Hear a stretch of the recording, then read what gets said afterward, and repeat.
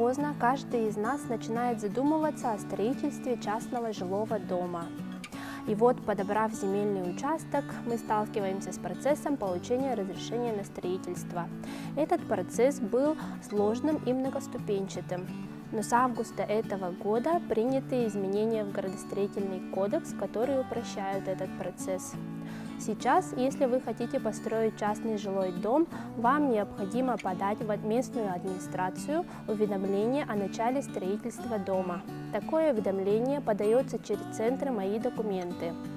В уведомлении должны быть указаны личные данные гражданина, сведения о земельном участке, это кадастровый номер, адрес земельного участка, вид права и реквизиты правоустанавливающих документов, на основании которых земельный участок вам принадлежит.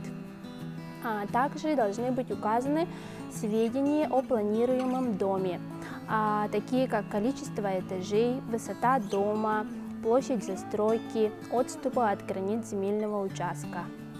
Тут следует учесть, что допустимые минимальные отступы для строительства жилого дома составляют 3 метра. Вместе с уведомлением вам необходимо предоставить паспорт гражданина и правоустанавливающие документы на земельный участок, если права на него не зарегистрированы в Едином реестре государственных прав.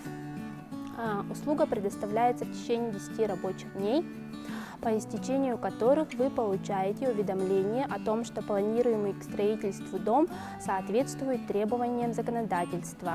После окончания строительства вам необходимо будет заказать у любого кадастрового инженера технический план на электронном носителе, также оплатить госпошлину на регистрацию прав в размере 350 рублей и подать в местную администрацию уведомление об окончании строительства дома.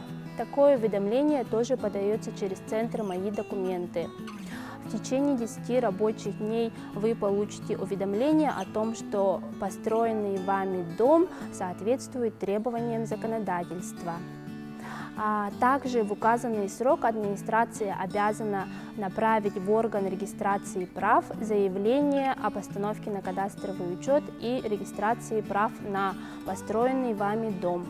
Таким образом, еще и упрощен порядок постановки на кадастровый учет и регистрации прав на вновь созданные объекты. Более подробно с перечнем документов вы можете ознакомиться на нашем сайте amfitsi.saha.ru. Спасибо за внимание. Хорошего дня!